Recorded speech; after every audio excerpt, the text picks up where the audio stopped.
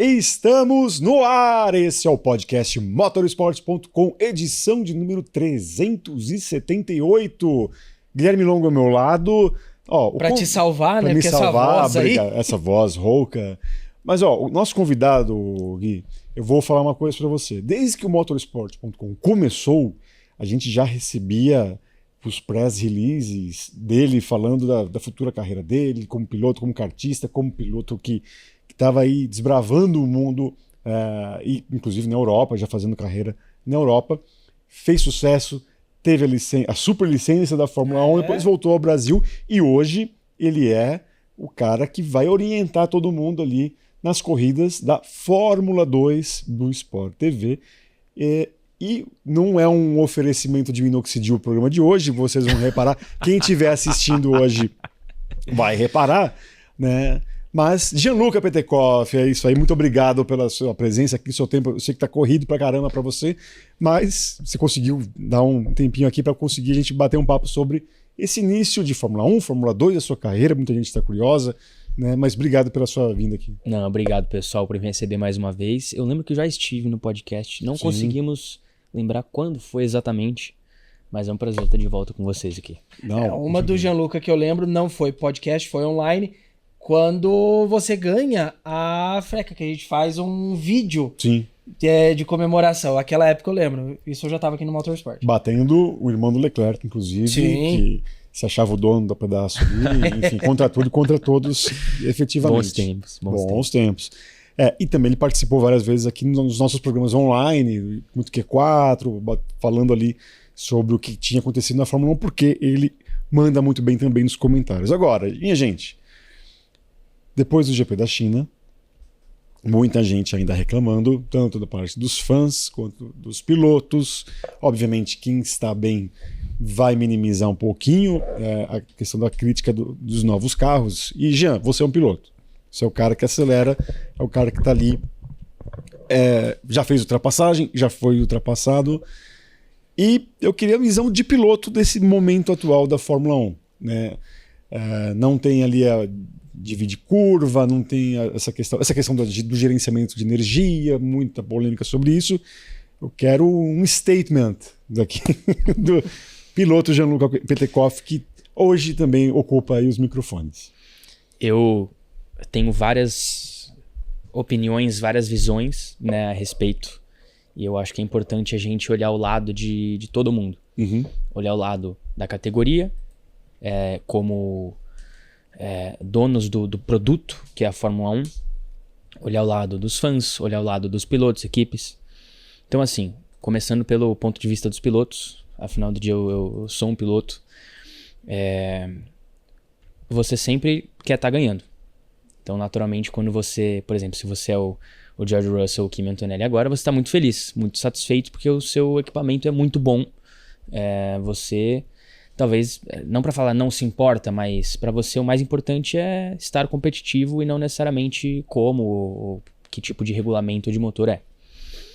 Assim como eu tenho certeza que o Verstappen teve muito feliz esses últimos anos, a McLaren ano passado, o Hamilton teve muito feliz de 2014 a 2020, 2021. Então, como piloto, você sempre quer estar competitivo. É claro que uma boa parte das críticas do Verstappen, por exemplo, esse ano, é porque o carro da Red Bull não é competitivo, então ele está insatisfeito com o nível de performance e acaba indo para o ponto 2, que é a veracidade da competição, né, ou das disputas. Eu acho que, como piloto, olhando o modo que esses diferentes modos de bateria operam e a diferença que eles criam, dá pra falar que talvez é um pouco excessivo, sim. A gente viu, por exemplo, a Ferrari disputando contra a Mercedes ali nas primeiras voltas, primeira parte de todas as corridas, né? Os dois grandes prêmios e a sprint na China. Mas no fim do dia é um carro que é muito superior. Então acho que o único motivo pelo qual a Ferrari conseguiu criar um pouco dessa disputa nesses começos de prova é por conta dessa disparidade dos modos de bateria. A gente viu o Hamilton ali retrucando a ultrapassagem do Russell várias vezes na sprint, e quando no fim do dia ele era muito mais rápido, muito superior. Depois a gente viu o Antonelli sumindo na corrida e quando o Russell conseguiu se desvencilhar da galera, sumiu também. Então, eu acho que sim, é bem excessivo, né? Eles estão criando uma disparidade muito grande, maior do que era com o DRS, acho. Você via antes os pilotos utilizando o DRS para fazer ultrapassagem, mas depois eles abriam, né? Não tinham uma oportunidade do piloto que estava atrás retrucar. Então, acho que do ponto de vista desportivo, essa é a minha visão. Agora, você olhando como, né, a categoria e o que você está proporcionando para os fãs, cara, a corrida foi legal demais de assistir. Foi muito divertida. Quando que a gente tinha o top 3, top 4, né, os pilotos da frente ali brigando, 8, 10 voltas ali, se passando toda a volta. Cara, algo é verdade. É muito legal de assistir. É muito divertido de assistir. Isso que eles focaram muito nas batalhas ali das primeiras posições. Tenho certeza que as batalhas do meio do grid, ali pra trás, eram legais também. Então é muito divertido de assistir. Eu fiquei acordado ali pra ver a corrida do sábado pra domingo. E aí a corrida começou, talvez uma corrida pacata, como a gente viu várias, né, nos últimos anos. Eu teria dormido, mas ali, tinha um monte de coisa acontecendo. Então, como categoria, para você vender o produto, para você ter audiência, para você ter mais visibilidade, para você aumentar o valor, né, da categoria, por mais que seja uma categoria já comprovada no mundo inteiro, nessas principais marcas do mundo presentes ali dentro, mas você sempre quer mais. Você sempre quer chegar em novos mercados, chegar em novos públicos. A gente viu isso acontecendo muito depois do Drive to Survive, quando ele começou. Eu vi públicos acompanhando o esporte que eram públicos que não acompanhavam, né? Não chegavam nem perto de acompanhar antes. Um público muito mais jovem, um público muito mais feminino também. Uhum. E um esporte que historicamente foi predominantemente masculino. Então, assim, todo mundo tem que se encontrar ali numa via de meio. Não pode virar um Mario Kart. Pois é. Não acho que ainda seja, acho que tem, como o Verstappen falou, né? Tem algumas coisas que lembram a questão do overtake e tal. Mas assim, tem que ser tudo um equilíbrio. E é claro que se você pegar um desses pilotos que está criticando, colocar no melhor carro, vão criticar muito menos. Se um fã que está metendo pau porque é fã do Verstappen, ele fosse fã do Russell ou do Antonelli, da Mercedes, ia criticar muito menos. Acho que tudo depende do quão satisfeito você está com o resultado, mas a gente tem que tomar cuidado também para não se perder e manter algo mais parelho, como por exemplo, as diferenças entre as equipes tentar ser um pouco menor. Eu acho que é um debate extremamente complexo esse que a gente tem no começo do campeonato. Tem inclusive uma declaração do Verstappen pós-GP da China no domingo, que ele falou o seguinte, né? Se alguém está gostando disso, essa pessoa não entende o que é corrida. Eu falo, não é bem assim. É o que o Gianluca falou, a gente tem que olhar por todos os lados da moeda. Você tem o piloto que está se dando bem e o piloto que está se dando mal. O Hamilton, por exemplo, foi um que na pré-temporada engrossou o coro do Verstappen de que esse regulamento é ruim, ele é muito difícil, só um engenheiro para entender, a gente vai estar lento igual um Fórmula 2. Começou a temporada, a Ferrari tá bem. Não, esse carro é divertido de andar. Divertido pra caramba. Russell e Antonelli, você não vê fazendo crítica. Quem tá sendo mais crítico? O Verstappen, que teve 2 largadas horrorosas esse fim de semana por causa do carro, já teve 2 classificações muito difíceis na China, tava largando do pelotão do meio ali, né, 7º, 8º, só que o carro não dá condições de largar, e ele vai para 16º, 17º, tem que fazer uma corrida de recuperação. Então é lógico que o Verstappen tem motivos para reclamar. Agora, o contraponto é o seguinte, e até pro Gianluca entender, é curioso, aqui no Motorsport eu sempre fui no debate esporte versus entretenimento, eu era o lado do esporte, o Eric do entretenimento. Sim. Nesse caso da Fórmula 1 de 2026, eu começo a entender muito mais o lado do entretenimento. Porque você tem corridas que, de fato, estão sendo muito divertidas. E eu acho que a Fórmula 1, sem querer, ou talvez até era um objetivo, mas não se falava tanto assim quando a gente ouvia falar desse carro novo. Um dos grandes problemas da Fórmula 1 de 2010 em diante foi resolvido. Os carros conseguem seguir uns aos outros. Isso eu acho a coisa mais fantástica desse novo regulamento. Reclamem o que quiser da artificialidade, das ultrapassagens, a questão da bateria, mas essa era uma dor de cabeça que a Fórmula 1 tinha desde 2010. A introdução do DRS veio por causa disso. Você teve o regulamento de 2014, depois uma mudança em 2017, a mudança de 22 com efeito solo.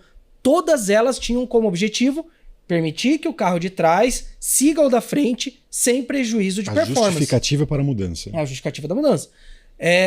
E nenhuma delas conseguiu. 2026 conseguiu. Não à toa a gente tem essa trocação de posição.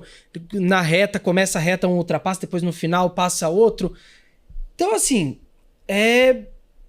os pilotos têm que dar a visão deles. Eles realmente têm, porque eles são as estrelas do show.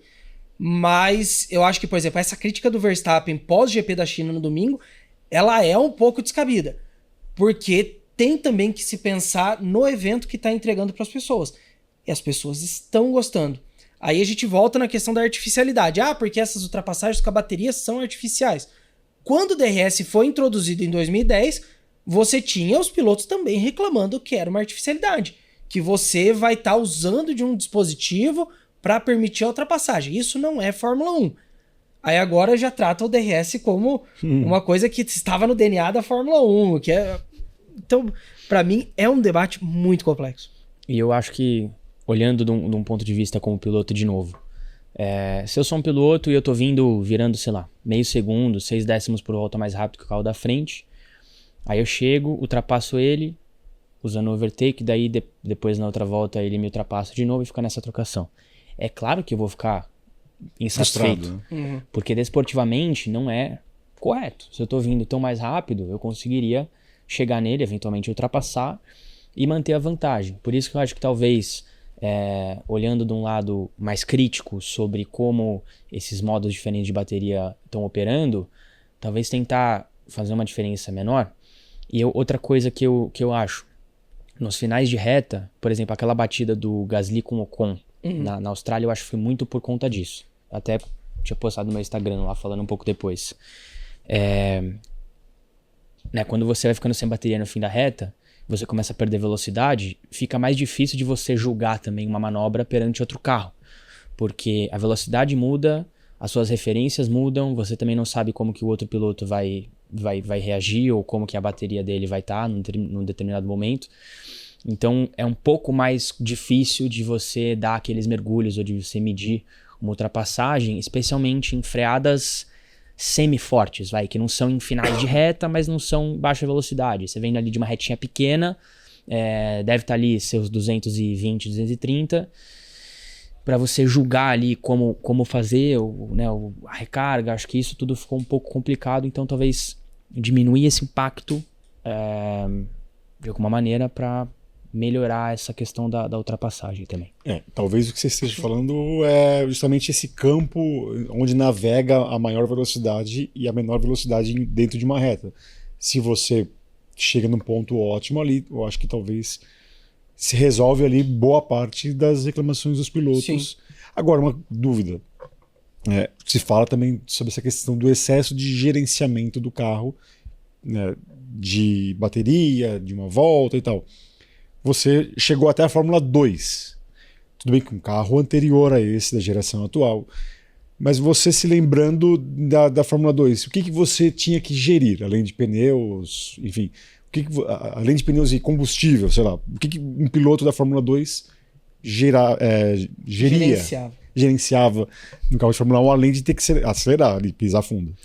Era um carro, já bastante complexo. Lembrando que eu vim do Fórmula Regional e eu pulei direto no F2, eu não guiei nada.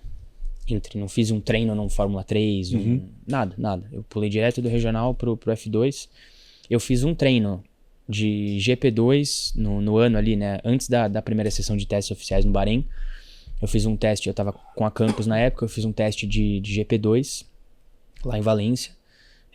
Que é um carro brutal, assim, é um carro, a sensação dele de velocidade mais rápida que o F2, porque era um carro, foi o que o Leclerc andou, né, o último ano que esse carro correu foi o que o Leclerc andou em 17, um carro mais leve, um carro aspirado, então assim, a sensação de velocidade dele era absurda. Então imagina vindo de um Fórmula Regional de 260 cavalos, uma aerodinâmica bem simples, uns pneus Pirelli mais super duros comparado ao composto que usava na F2, muito mais simples, né, com pouco desgaste.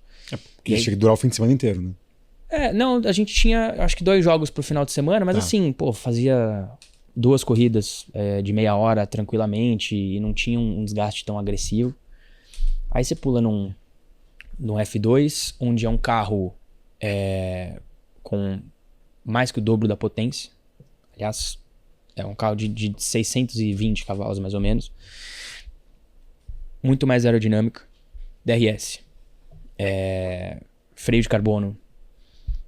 Os pneus extremamente sensíveis e complexos de entender. O armap deles, né? O aquecimento, o desgaste, a propriedade física do pneu muito mais complexa. Então, assim, era muita coisa para se acostumar. Então, quando eu cheguei, falando, né, passado os testes e tudo mais, cheguei para o primeiro final de semana.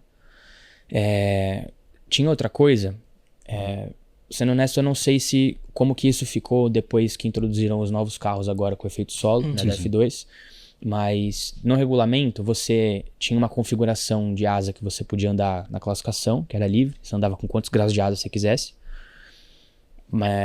Mas para a corrida, ele era travado numa configuração de baixo downforce.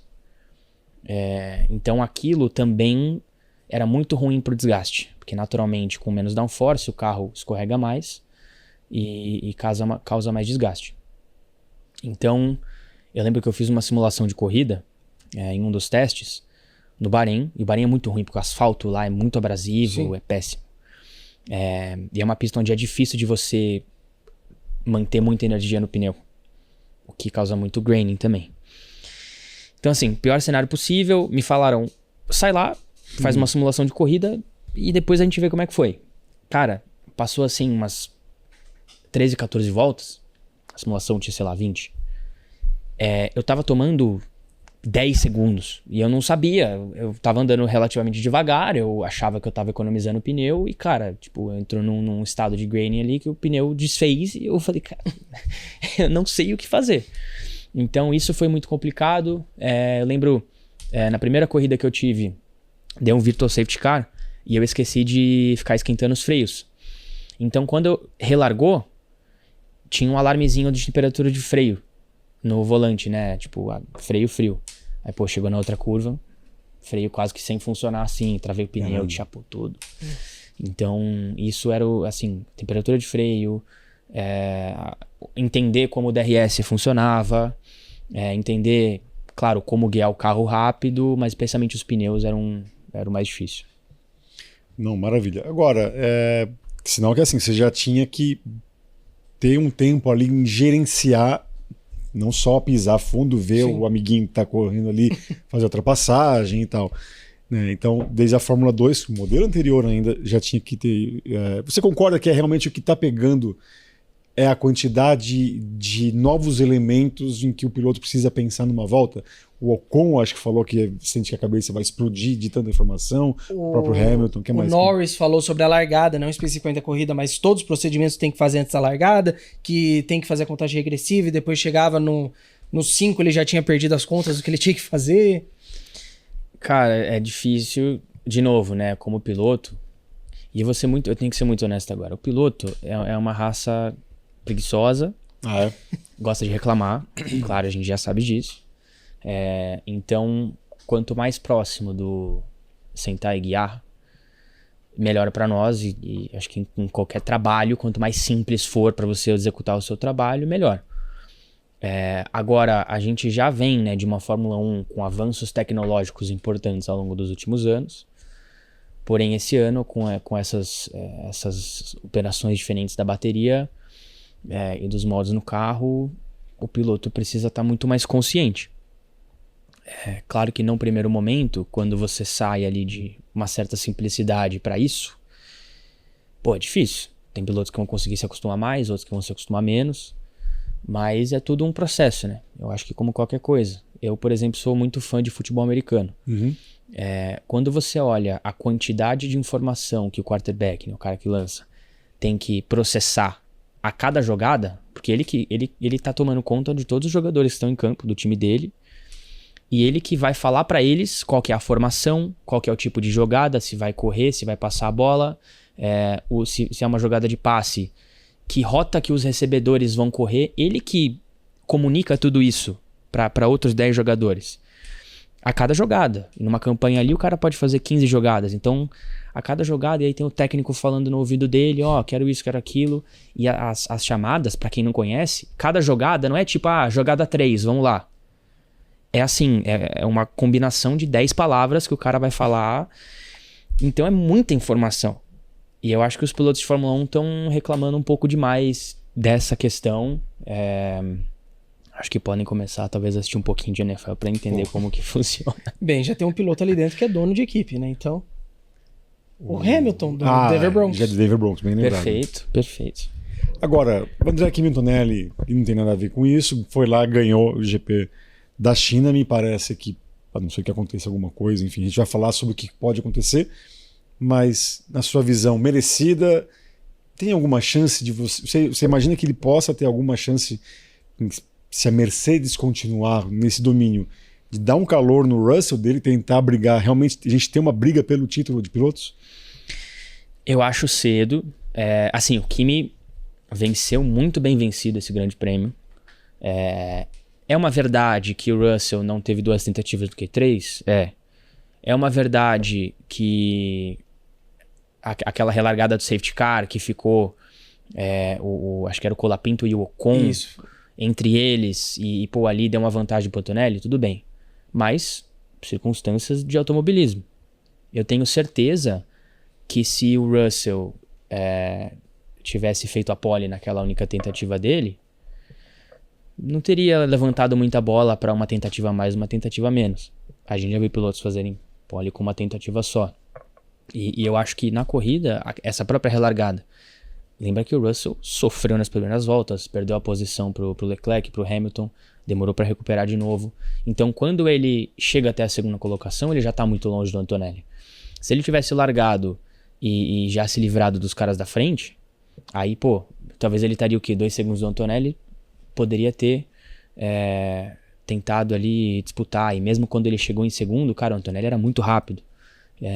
Toda a volta praticamente, setor roxo, volta mais rápida. Não sei se ele terminou com a volta mais rápida. Eu acho que ele terminou, deixa eu confirmar aqui.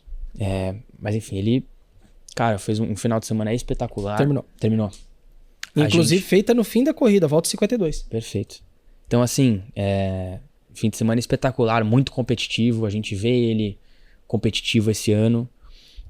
E a gente tem que lembrar que o Russell, ano passado, por exemplo, na minha visão, talvez o melhor piloto da temporada 2025, em termos de velocidade e competitividade, com o carro que ele tinha na mão e tudo que ele fez e a consistência dele. Dá pra entrar nesse argumento, né? Não tô cravando nenhuma certeza aqui, mas então é uma baita de uma referência. O sarrafo é muito alto. Mas é cedo pra colocar uma disputa no título, não pela capacidade do Antonelli, mas eu acho que ao longo do ano inteiro, num calendário de 24, mas agora, 22 corridas, você passa por tantos tipos de pista diferentes, você passa por tantas situações que você tem que se adaptar, que a experiência é muito válida. Então, hoje, acharia difícil cravar o Antonelli dentro dessa disputa até o fim do ano, mas que ele tem a velocidade e a capacidade, ele tem sim. Eu já vou um caminho levemente diferente. Eu acho que o Russell segue sendo amplamente favorito, mas o Antonelli tendo feito um fim de semana sólido no nível que ele fez, não é que ele dá esperança de levar a disputa pelo título até a última corrida, mas pelo menos retardar o máximo possível a conquista do título do Russell. É aquela coisa, não vão ser 6 corridas de antecedência, vão ser 3. Porque eu acho que no momento, a não ser que a Ferrari realmente tire um coelho muito certeiro da cartola, não acho que a Mercedes vai ser ameaçada a tal ponto. E se isso acontecer, a gente está falando na temporada europeia, que é a partir da 8ª, 9ª corrida, a Mercedes já tem ali a chance de construir uma gordura boa na vantagem. Então eu acho que o Antonelli pode atrasar um pouco o inevitável, que é o título do Russell. Mas que o Antonelli teve um fim de semana maiúsculo, ele teve. E para ele era muito importante, porque ele vinha de uma Austrália em que ele bate no treino livre 3, consegue se classificar bem, ok, mas larga mal. E ainda que uma corrida sprint que ele também largou mal e tomou uma punição de 10 segundos. Então o Antonelli estava precisando desse combo classificação mais corrida, até para ele mesmo, para ele falar, não, eu tenho minhas qualidades, eu tô aqui, eu estou no jogo pelo menos, mas tô nessa que não muda o Russell como favorito. E tudo mudou depois da visita de Andrea Kimi Antonelli ao cemitério do Morumbi, visitando o túmulo de Ayrton Senna. Você viu que Exato. A coisa mudou. Eu acho que aqui no Brasil foi o primeiro final de semana que ele dominou o Russell. De fato, né? Que ele foi segundo em todas as sessões. Ele foi superior em todo momento. Eu lembro que em Miami ele já tinha ido muito bem, tinha feito a pole da sprint. Mas se não me engano, até no Grande Prêmio talvez chegou atrás do Russell, ou muito próximo, né? O Brasil foi a primeira coisa que ele dominou em cima do Russell mesmo, se solidificou e agora... Ele tem um ano muito de altos e baixos, né? E o baixo dele realmente... A gente o pós-pódio do Canadá. Exatamente. Ele tem uma sequência muito ruim. E muita gente falando, poxa, mas né, a escolha do Toto Wolff não está se pagando, a hype que ele chega na Fórmula 1, né? Então acho que nesse caso começa a se pagar justamente aquilo que o Toto Wolff apostou desde o início. Agora, o que você acha que pode acontecer, Jean? Quem que pode parar essa Mercedes? Ou não, do jeito que está, se não houver alguma mudança drástica do atual regulamento, no meio da temporada, você acha que vai ficar muito difícil mudar ou a Mercedes vai ficar imparável? O que é muito complicado, né, na dinâmica da Fórmula 1 em termos de desenvolvimento e busca de performance ao longo do ano? Assim, o investimento ele é feito na projeção do carro e foi, né, um pouco diferente esse ano pela nova introdução, né, dessa nova regra dos motores. A partir do momento que você tem os carros para a temporada, você já fez 2 etapas, né, todo mundo viu onde estão, cara, uma Ferrari não consegue de repente, até porque tem o limite do teto de gastos, né? Sim.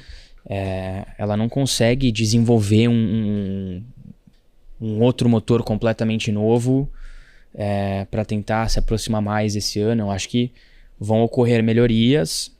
Muito provavelmente as diferenças vão diminuir um pouco ao longo do ano, mas eu acho que é praticamente impossível de uma equipe reverter esse nível de diferença, entendeu?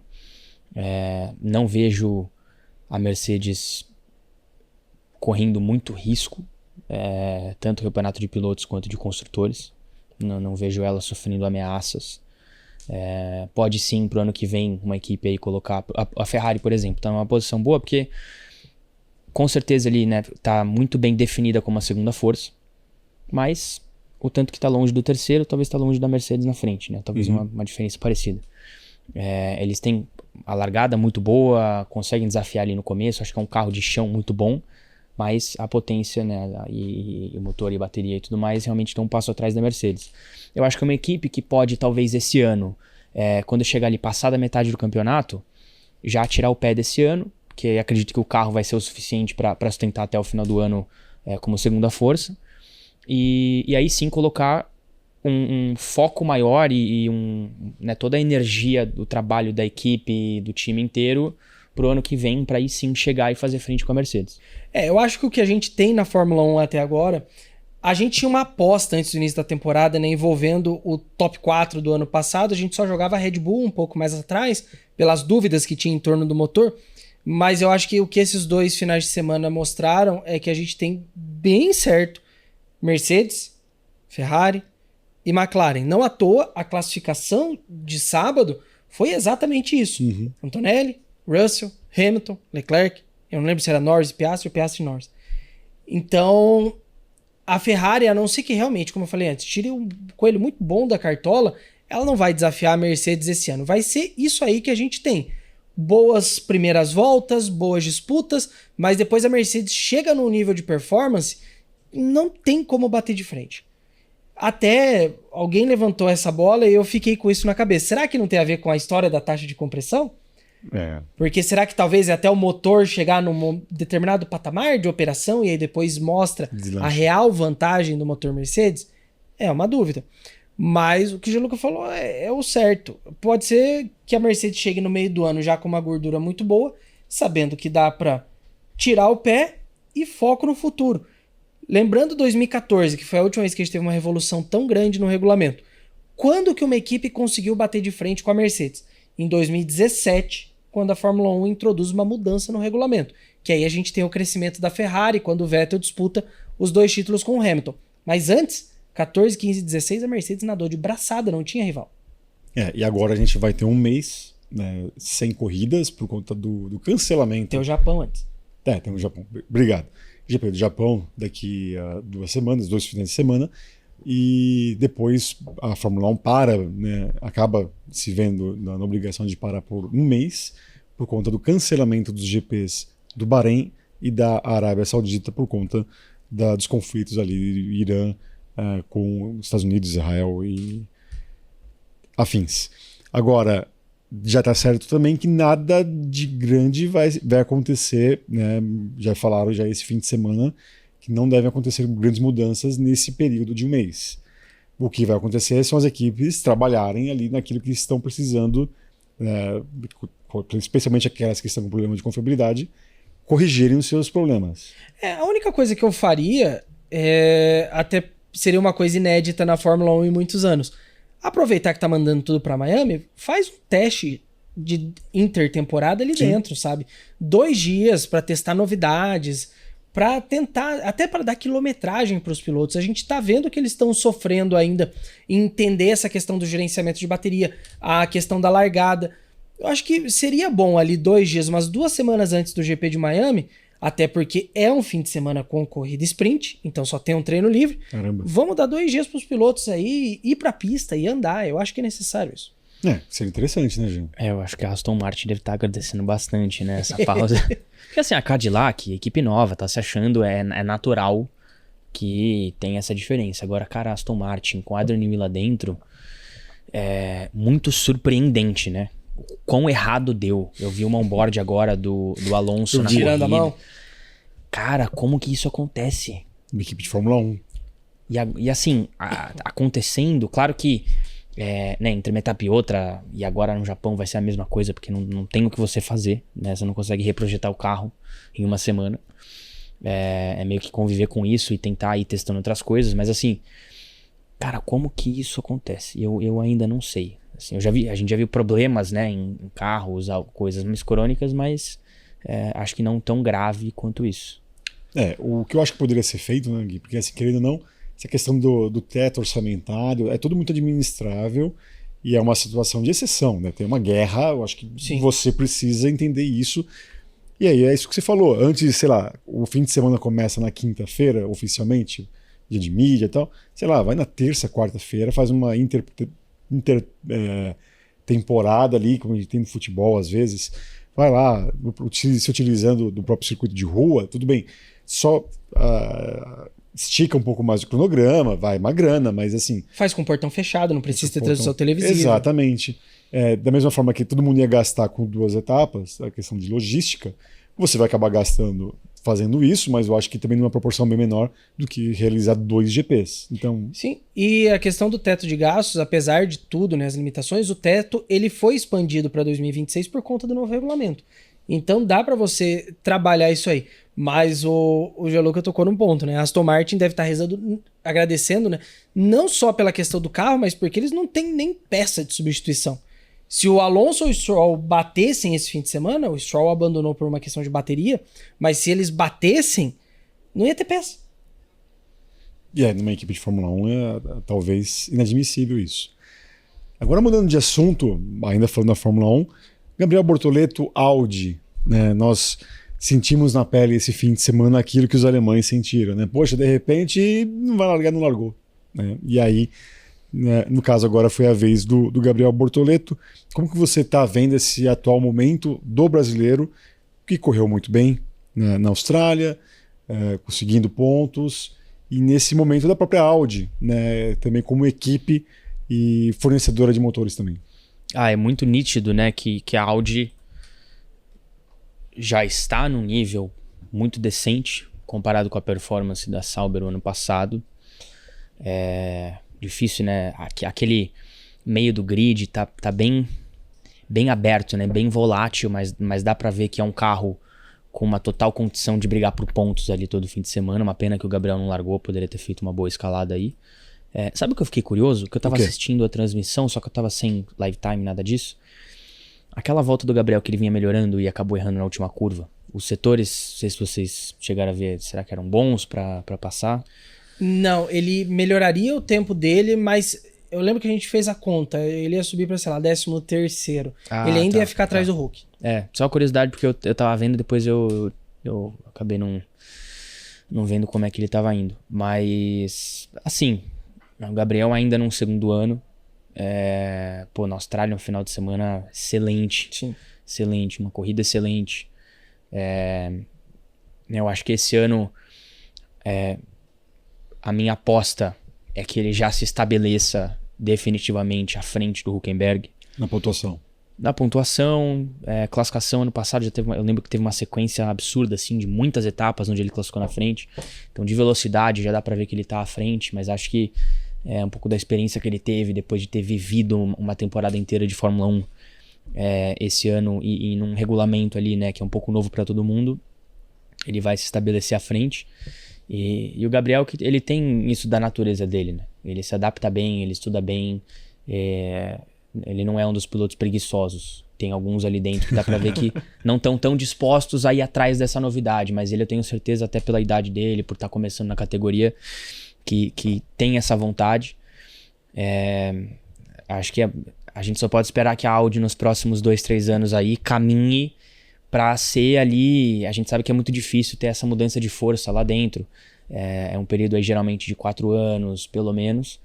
Mas, se a gente chegar em, sei lá, 2028 e já for uma quarta força ali, atrás dessas 3 de hoje em dia, a gente já vai ver o Gabriel, de repente, numa etapa extraordinária assim, conseguindo beliscar um pódio. Uhum.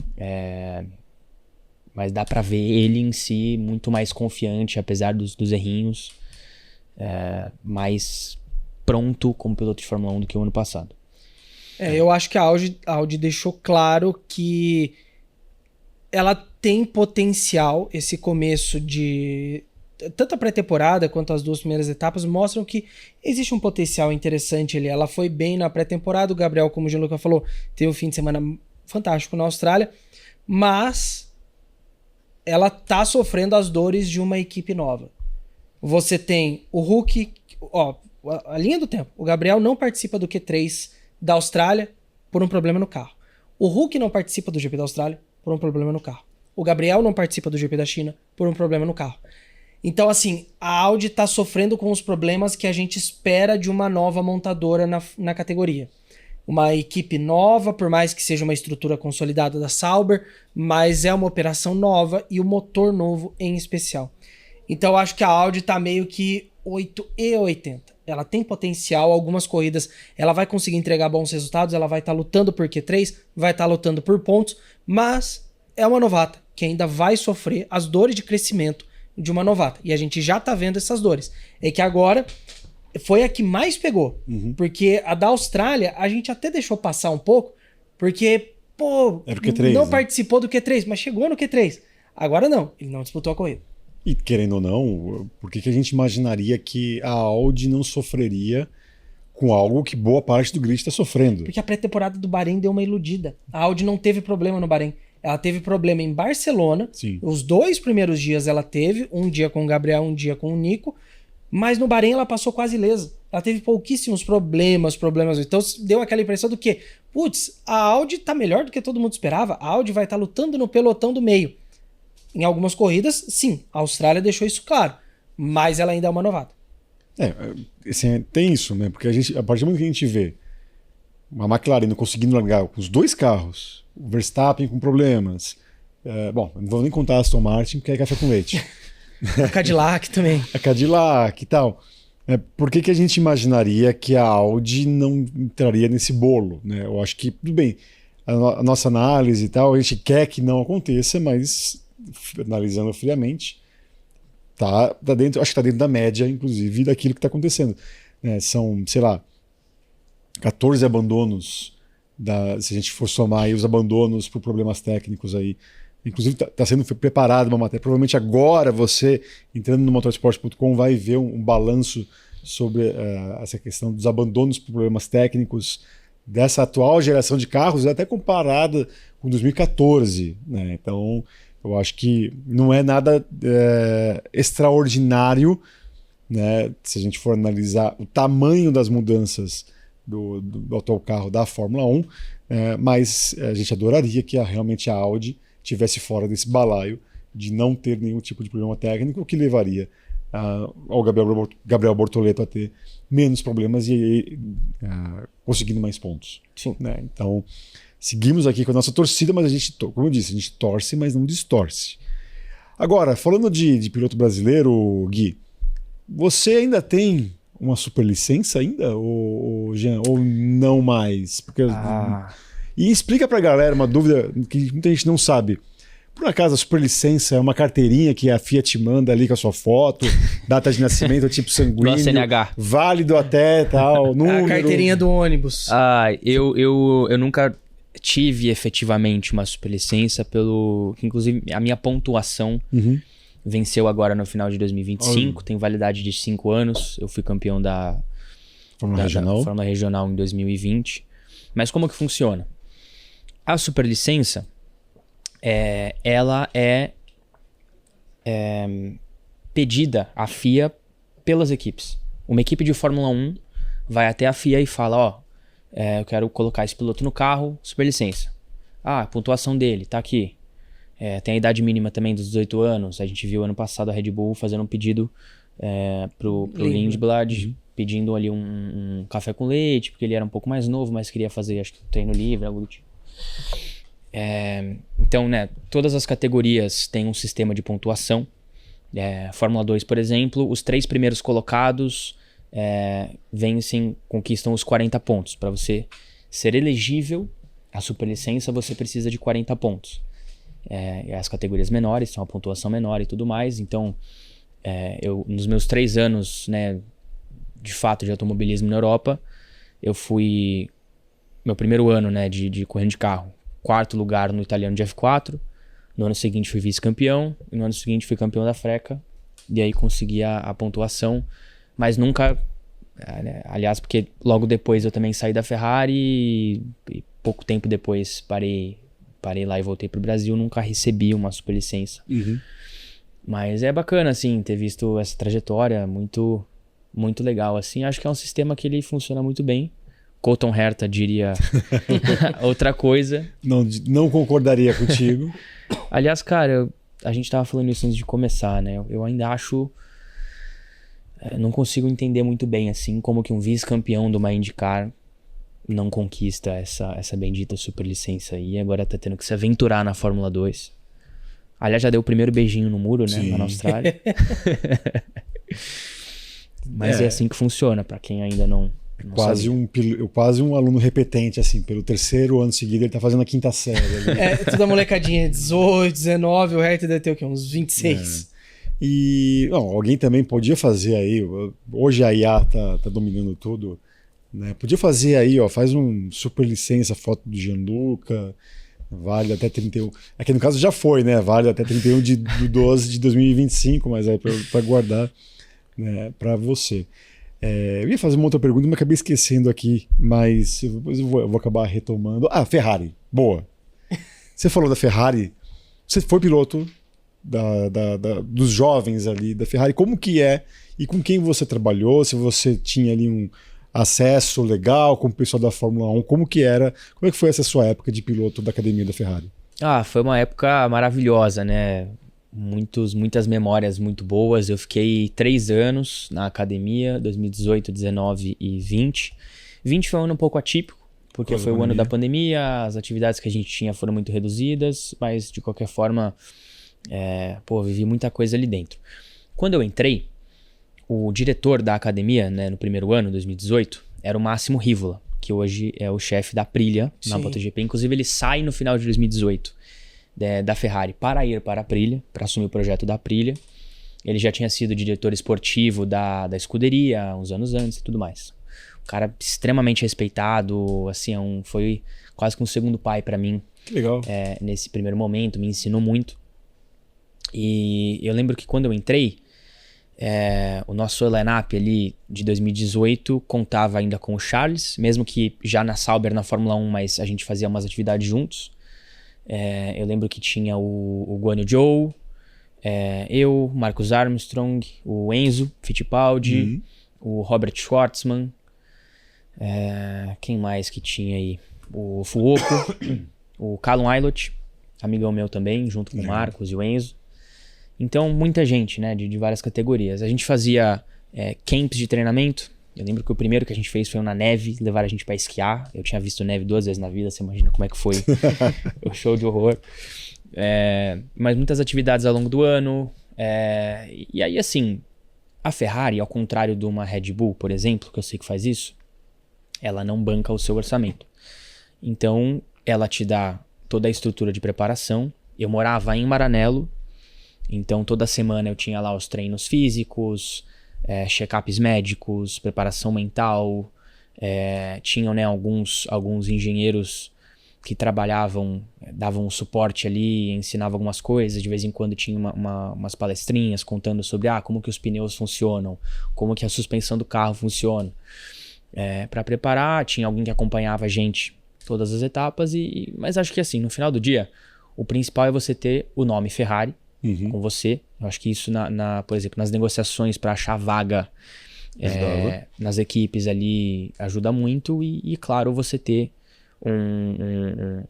uma escadinha ali, um acesso para eventualmente a Fórmula 1, como foi o caso do Ali Berman agora, por exemplo. Então, cara, foram anos muito bons. Aí em 2020, no ano da pandemia, eu lembro que nesses primeiros 2 anos, 18 e 19, eu morava num apartamento sozinho, num flatzinho lá. Quando chegou 2020, a Ferrari comprou uma casa com 3 quartos e disponibilizou para os pilotos morarem. Tava morando eu, o Dino Beganovic e o Arthur Leclerc. E eu lembro que teve uma etapa em Monza, já um pouco mais pra frente no campeonato. Eu e o Arthur, a gente entrou numa batalha ali, né, pelo título direta. E aí começou a ficar esquentada. Eu era muito competitivo, ele também. E aí teve uma etapa em Monza que a gente se bateu junto. Caramba. E aí a gente teve que voltar pra Maranello. Justamente em Monza ainda. Perfeito. A gente teve que voltar pra Maranello junto e dormir lá na casa junto. Clima maravilhoso. Junto. Porta do quarto trancada. Esse dia aí não foi muito, muito legal. Mas, cara, o Dino também, o irmãozão meu. Qual dessa turma aí toda, quem que você tem amizade até hoje? O Enzo. Aliás, faz muito tempo que eu não vejo o Enzo, mas assim, o Enzo a gente passou muito tempo junto em 2018, porque a gente fazia Fórmula 4 junto, que treinava muito, muito, muito, corria muito, fazia todas as atividades da Ferrari juntos. Acho que dos 365 dias do ano em 2018, eu devo ter passado uns 250 com o Enzo, assim, muita coisa. E lá a gente fazia muita coisa junto. E acho que 4 que são muito bons amigos até hoje: o Dino, o Armstrong, o Aylott e o Schwartzman. Cara, eu dividi um ano com o Mick lá também. Aliás, 2, 2019 e 20. Teve camp de treinamento que eu fiquei no quarto com o Mick, assim. E, cara, super nota 10 também. Um pouco mais reservado, evidentemente. Mas, pô, o moleque... Muita gente fala dele, né? Não, ele só foi pra Fórmula 1 por causa do nome e tal. Acredito que sim. Tiveram muitas coisas que aconteceram ali na carreira dos monopostos, nas categorias de base, influenciadas pelo nome, mas sempre foi um moleque extremamente profissional. Extremamente, assim, com horário, com rotina, com tudo. Todas as atividades que a gente fazia nesses treinamentos aí, especialmente na neve. O moleque sempre foi muito bem em tudo, então muito, muito profissional, assim. Aprendi muito com ele também. E é legal, né? Levar essa turma pra vida. O Callum e o Marcos me chamam o tempo inteiro pra ir lá nos Estados Unidos ver uma corridinha da Indy. Olha agora que o Caio tá lá também, eu tô devendo uma visita lá. O Hauger, que corri junto também, tá lá. Bom esse grid da Indy aí, viu? Pô. Forte. Provavelmente ele vai em maio, né? Não, eu ia falar abril, né? Não tem corrida. Pode ir abril, tá certo, maio das 500 milhas, mas eu acho que até melhor menos gente ali, porque vai ser aquela confusão. Eu quero pegar uma corridinha mais de boa, assim, pegar um mid raio da vida, que acho que o final de semana também é legal. Indy 500 tem tanta coisa que você não tem atenção. Pegar uma corridinha dessas, fica no box com o cara, fica acompanhando ali, entendeu? Fica na resenha um pouquinho ali também. Não, vai que, né? Vai que nos próximos anos aí... Mas quem não é visto não é lembrado, né? Perfeito, exatamente. Agora, esse momento que não é visto não é lembrado, por falar em quem não é visto não é lembrado, né? Você, de repente, né? Você, acho que talvez... Eu vou falar pro pessoal da Globo, falar assim, pô, vocês ficaram assistindo as nossas lives com o Jean do Capitão Coffee aqui falando de Fórmula 1, vocês foram lá e pegaram um garoto para ser comentarista. Como é que tá sendo essa experiência? Né? Tudo bem, uma etapa apenas, mas como é que tá sendo essa experiência de comentarista da Fórmula 2? Eu tô gostando muito, muito.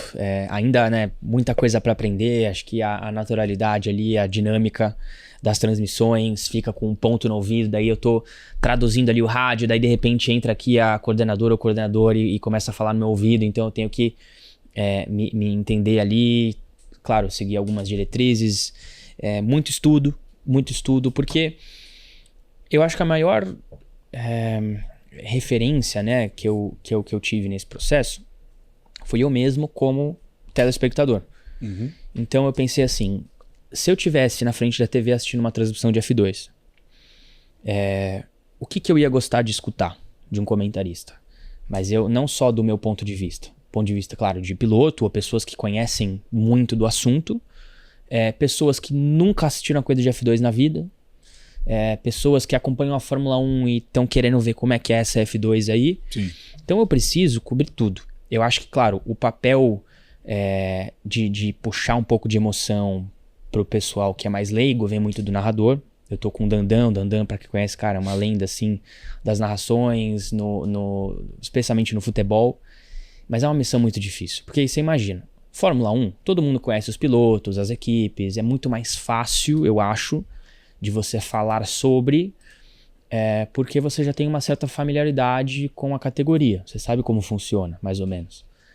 Agora, a Fórmula 2, ele provavelmente recebeu, né, comunicaram ele que ele ia estar fazendo essas narrações, não sei, um mês ali antes da primeira transmissão, tem que aprender todos os pilotos, todas as equipes. Cada nome. Como que funciona. Eu lembro que zoaram a gente lá, que a gente tava tirando sarro com o tailandês. O Intrapovazak.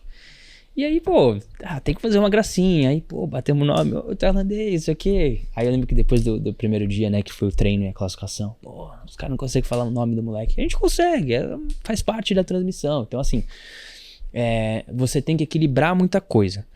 Mas eu, como comentarista, eu falei, cara, eu quero passar uma visão, eu quero apresentar a categoria para as pessoas, né, apresentar como a categoria funciona, o que é, qual que é a dinâmica do final de semana, como que é o equipamento que eles usam, né, a parte técnica da categoria ali, esportivamente, sobre o carro. Eu quero apresentar de uma maneira bacana, uma maneira fácil de entender e que se comunique com todo mundo. Então fui muito atrás disso, estudei, peguei tudo, tinha a minha colinha lá que eu ia lendo e tudo mais. E aí fora isso, claro, a parte da dinâmica da transmissão, uma vez ou outra que eu fui falar alguma coisa, daí atropelei o Dandan, ou né, achar as deixas. Normal isso, né? Como que eu ia me esquematizando ali, mas cara, foi legal pra caramba, me ajudaram muito, o Dandan me ajudou muito, me deu várias dicas, tá sendo um processo muito legal lá dentro e espero que só seja mais legal ainda daqui pra frente. Pena que a gente perdeu, né, as 2 etapas aí que a gente ia fazer Bahrein e Arábia Saudita, mas voltaremos em Mônaco. Eu tava vendo isso, né? O calendário agora com esse cancelamento, você tem uma janela de 8 de março a 6 de junho. São 3 meses sem corrida. E tem aquela outra janelona, né? Que é a parte das Américas, entre Baku e Qatar. Até é curioso, né? O Gianluca até eles podiam fazer uma etapa aqui em Interlagos, né? Já aproveitando que não vai ter sprint, pô. Então, era isso que eu ia brincar agora com o Gianluca. Temos 2 etapas para possivelmente serem substituídos no calendário. Onde você botaria? Cara, assim, como brasileiro e tendo o Rafa e o Emo no grid, ia ser muito legal o Brasil. Mas acho que logisticamente é difícil. Porque o Oriente Médio ali, essas etapas, a Austrália mesmo, você faz algumas corridas ali naquele lado do mundo, né? O Brasil seria, de repente, fazer uma aqui e, pô, aí depois tem Qatar, ia ser um pesadelo. Eu acho que qualquer pista ou pistas do calendário da Fórmula 1? As do calendário da Fórmula 1 que ainda não estão na Fórmula 2. Você tem o calendário aí? Tá aqui. Deixa eu ver. Esse é o da F2, né? Isso. Cara, essa etapa de Madrid vai ser legal pra caramba, mas deixa eu pegar aqui o calendário da Fórmula 1 desse ano, que eu já te falo. Aliás, Singapura. Antes dele falar, Mas daqui a pouco uma opinião forte, foi prometida aqui pra gente antes do programa começar, uma opinião forte sobre o filme que ganhou o Oscar de melhor som, F1, mas enquanto isso o Gianluca vai aqui opinar sobre o calendário da Fórmula 2 que poderia ser... Tirando Interlagos, eu vou falar aqui, tanto faz a logística, mas eu vou falar 2 pistas que eu acho bem maneiras, assim, que a corrida ia ser muito legal. Singapura e Las Vegas. Las Vegas porque eu acho que com aquelas retas grandes, as disputas de posição iam ser muito legais. A dinâmica da corrida da F2 ia ser bem legal. Mas aí pensando na logística, Las Vegas é rodada tripla com Qatar e Abu Dhabi. Então, aí acabou também. Acabou. Até pela questão, eu entendo a sua justificativa da logística, mas eu acho que eu botaria, por exemplo, Austin e Interlagos para fazer essas 2 corridas. Pode ser mais viável, mais realista, com certeza. Sim. Botar um monte de piloto menor de idade em Las Vegas é um perigo, meu. Você sabe que eu fiz durante 5 anos consecutivos? Tem uma corrida bem famosa de kart em Las Vegas no final do ano, que é o SCUSA. Cara, hoje em dia tem outras corridas de kart que fazem lá, tal, acho que dispersou um pouco, mas naquela época era quase como um mundial de kart, assim. Eu fiz de 2011 a 2015. E acabava a temporada europeia, geralmente acaba ali em setembro, outubro, acaba cedo, que é o Mundial de Kart, geralmente, aí acaba. E aí vinham todas as equipes de fábrica da Europa pra fazer só essa corrida. Cara, assim, cada categoria tinha 150 pilotos, era um negócio absurdo. Eu lembro que teve um ano que eu posso estar enganado, mas eu tenho, assim, 99% de certeza. 2011, 2012, que a disputa pela vitória na categoria Júnior era o Russell e o Stroll. E o Verstappen correu também, acho que na... Russell, Stroll e Leclerc na Júnior. E aí na Sênior ou na de marcha o Verstappen correu. Então assim, era um negócio super glamuroso e tal.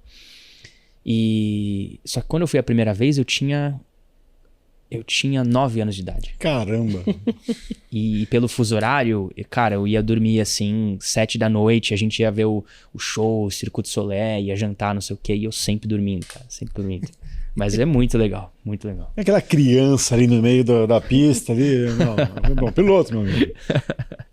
Agora, você tinha uma pergunta sobre o Rafa Câmara? Isso, eu queria a tua visão sobre o Rafa, né? Porque começou a temporada, já tá em segundo lugar na Fórmula 2. Será que dá pra... Ele vem, né, com uma escrita meio pesada pra tentar repetir, né? O campeão da Fórmula 3 pela Trident vai pra Invicta pra buscar ser campeão de novo.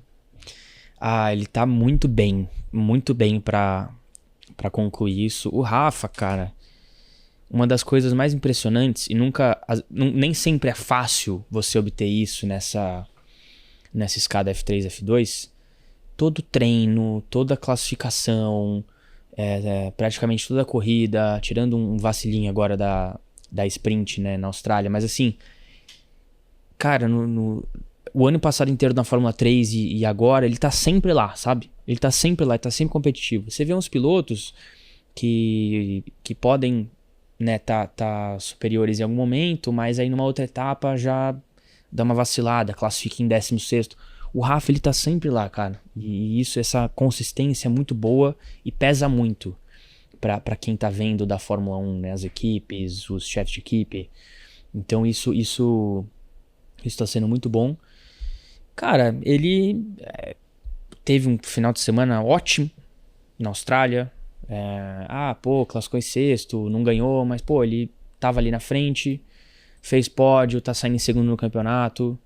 Teve um aprendizado bom ali na corrida sprint, que, cara, você vê, ele tava disputando, ele ia talvez passar o cara pra assumir a 3ª posição, fazer o pódio, por um posicionamento ali, pegou uma sujeira, acabou dando um vacilinho, 2, 3 curvas, perdeu umas posições, mas é tudo aprendizado. Olhando o começo de campeonato do Gabriel, quando foi campeão, e o começo de campeonato do Fornaroli ano passado, eu acho que o Rafa, nessa primeira etapa, nesse início de campeonato, foi superior que os dois. O Gabriel foi muito rápido, mas a gente viu uma sequência ali na etapa 2, 3, 4, alguns incidentes, um pouquinho bagunçado, e depois ele se estabilizou ali como o melhor do grid e foi até o final. Então acho que o Rafael tem tudo na mão, assim. Não vejo nada faltando para ele repetir essa trilogia aí da F3 e F2. Não, seria maravilhoso, fantástico. Agora, momento de desabafo sobre a academia da Fórmula 1. A academia da Fórmula não, a academia que faz o Oscar, que premiou a Fórmula 1. Falar academia hoje pode ser F1 Academy. Enfim, o que você tem a falar? Um desabafo isso? A gente pode encarar aqui momento de desabafo? Não é um... Em partes. Em partes um desabafo, mas é assim, eu falei, eu tenho uma opinião muito forte, mas muito boa sobre o filme da Fórmula 1. Cara, assim como é o Drive to Survive, eu acho que é algo... É um ponto de vista parecido sobre os dois. Se você quer assistir 100% realidade e o que está acontecendo, você já assiste os finais de semana de corrida, você acompanha os treinos, você assiste lá o pós-corrida, vê o que está acontecendo, vê as análises técnicas, vê o que os pilotos falaram, vê o que os chefes de equipe falaram, você assiste as transmissões. Isso é o que você faz quando você quer acompanhar o esporte. Ninguém que não conhece o esporte vai ligar lá um Netflix para ver a série ou vai no cinema assistir e quer ver do cara falando do desgaste do pneu, ABC, tudo perfeito. Cara, é entretenimento. Não é para ser 100% real e verídico. Eu acho que, claro, tem um limite. E eu acho que esse filme da Fórmula 1, ele seguiu perfeitamente esse limite. Ele deu um contexto ali do esporte, um pouco como funciona, criou uma dramatização excessiva ali para deixar o negócio interessante. Então uma pessoa que nunca viu uma corrida de Fórmula 1 na vida vai assistir o filme e vai achar exatamente. Entendeu? E vai falar, pô, agora deixa eu ver essas... tem uma série do Netflix. Pô, deixa eu ver. Caramba, legal pra caramba. Esse final de semana vai ter corrida, vou assistir. É aí que você ganha público. Olha o público da Fórmula 1 de 2010, 2012. Falando agora. Né, no fim da era Bernie Eccleston ali. É um público. Não que seja um público menor ou... a Fórmula 1 sempre foi a Fórmula 1. Agora, você pega o perfil de gente que acompanhava o esporte nessa época aí e você olha hoje. Cara, a gente tá conseguindo, a gente fala como parte do meio do automobilismo, a gente tá conseguindo alcançar um público muito legal, cara, muito novo, tá crescendo. Isso é bom pra todo mundo. Isso é bom pra mídia. Porque assim, por exemplo, no Brasil, a pessoa que passou por esse processo foi ver o filme, achou, animal, foi ver a série, gostou, começou a acompanhar as corridas. No final de semana que não vai ter Fórmula 1, ela... Stock Car. Tem uns nomes lá que eu conheço e tal. Deixa eu ver como é que é. Já começa a acompanhar. Tem uma galera que trabalha na Stock Car, social media, rede social e tal. Falei a mesma coisa, né? Social media. Que trabalha social media, trabalha no marketing ali, jornalismo mesmo. Que fala isso. Fala, cara, até 2021 eu não fazia ideia do que era. Comecei a acompanhar, comecei a ver a série, achei, animal. Tomei gosto e quis procurar uma maneira de começar a trabalhar com isso. Então é muito bom isso, cara. Faz muito bem pro esporte, pro meio. Essa introdução do esporte para essas pessoas que não conhecem. Aí vai ter o tiozinho chato que vai assistir o filme e fala, mentirada. É lógico que é mentirada. Não é a quinta etapa do campeonato. É um filme, tem que ser assim. Então eu achei muito bom, acho muito bom. E muito divertido e faz muito bem pro esporte. O filme é divertido mesmo. Eu assisti, né, os 10 indicados. Muita gente tem um preconceito bobo tal. Ele não é nem de perto o mais chato dos 10. Pra mim tem filme muito pior que foi indicado esse ano. Agora, Jean, obviamente você falou dessa nova empreitada como comentarista, mas muita gente deve te perguntar nas redes sociais. E aí, correr? Quando que você vai voltar a correr? Quando a gente vai te ver na pista? E eu te pergunto agora, correr, como é que a gente vai te ver na pista? Olha, infelizmente eu acho que só ano que vem. Esse ano ficou muito, muito difícil por uma série de fatores. Todo mundo sabe que o automobilismo ele é movido pelo dinheiro, né? Pelo lado financeiro. E pega uma categoria como a Stock Car, onde a gente precisa ir atrás do patrocínio para correr. Desde que eu voltei da Europa, Eu tive uma sequência aí de alguns anos na Stock Car e desde 2023 com a Shell, né, que vinha sendo minha patrocinadora uma boa parte da carreira. E pelo momento, resolveram encerrar, né, o projeto na Stock Car, saíram da categoria com os 2 carros, mas foi muito tarde no ano, né, que eu fiquei sabendo e a gente teve pouco tempo para arquitetar algo para esse ano. A categoria tem um valor considerável, sim, então não é tão simples de você encontrar um patrocínio desse tamanho. Eu tinha uma ótima circunstância, né, que era ter um patrocinador só que cobria o orçamento inteiro. E isso é ótimo, mas ao mesmo tempo... Te deixa refém. Exatamente. Né, todos os ovos ali na mesma cesta e de repente quando a cesta caiu eu fiquei sem omelete. Então, é a realidade, né? Eu não vou ficar, não, porque tá tudo errado, eu venci X corridas, eu tinha que estar no grid, acho que, né, eu vou me revoltar contra a categoria. É uma categoria que eu vou fazer tudo esse ano para voltar no que vem. Tenho uma gratidão enorme pela Shell e por tudo que eles fizeram. Também não vou, não, esse cara aí me sacanearam. Não foi nada disso. Infelizmente foi um momento ali, um acaso do momento da empresa. Mas segui trabalhando, né? Em 1 mês e meio aí foi muito complicado. Esse ano tem Copa, tem eleição, todo mundo que trabalhou aí com captação de patrocínio para qualquer tipo de esporte sabe que é difícil competir contra.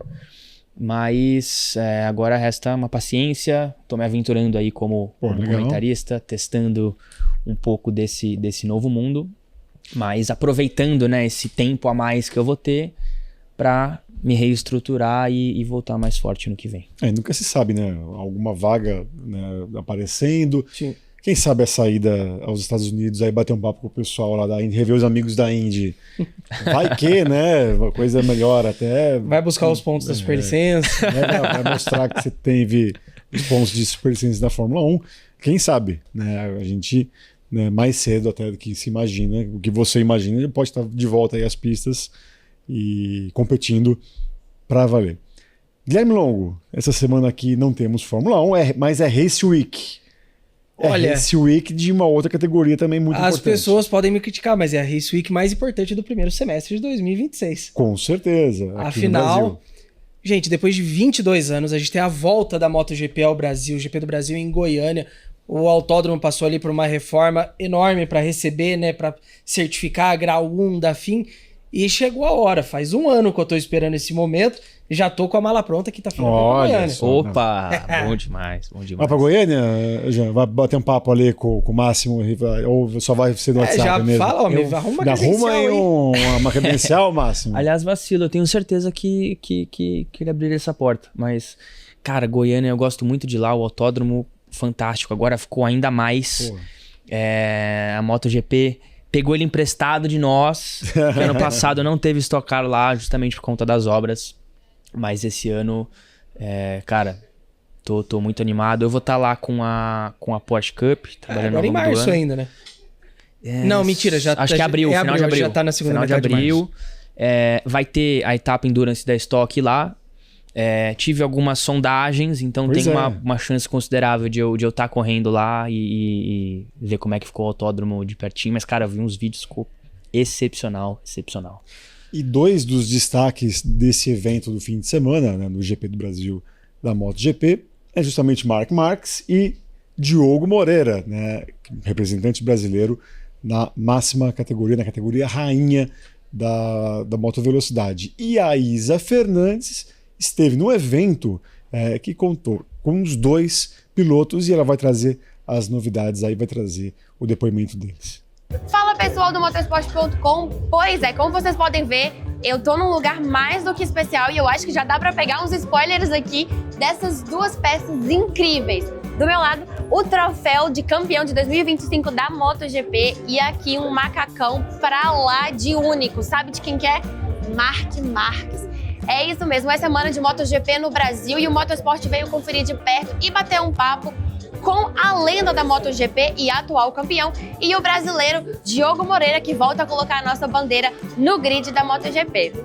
Yeah, I mean, even that was not a race here in Brazil, I knew from social media that MotoGP was quite big, and I received many messages from them, and yeah, the fact that also I train a lot with Diogo Moreira, I have a good connection with the Brazilian fans, and yeah, I'm looking forward to see and to understand the atmosphere in the circuit that I believe that will be amazing. So yeah, for me, I think will be super nice, no? Because at the end I know a bit more the track because I have this advantage. So I hope to be, focused on the weekend. For sure, it's a nice track and super fast track, so it will be super nice. And for me, we need to be focused on the weekend, but at the end, all the riders will be fast, no, at the weekend. So we need to push, and let's see. It's like Mark said, no, is the people, the atmosphere here is super nice, no, but at the end, the food is amazing, no. The churrasco, feijoada. Spanish food is better. No, impossible. Come on. Impossible. We'll start Sunday night with some Estrella Galicia, then the churrasco, no, and pizzeria maybe. And then caipirinha. Okay? For sure. Let's go. Tá aí a Isa Fernandes e toda a cobertura desse GP do Brasil de MotoGP você tem aqui no canal do motorsport.com no YouTube, na Motorsport TV e também no site, além das nossas redes sociais. Fique ligado, vai ser emocionante.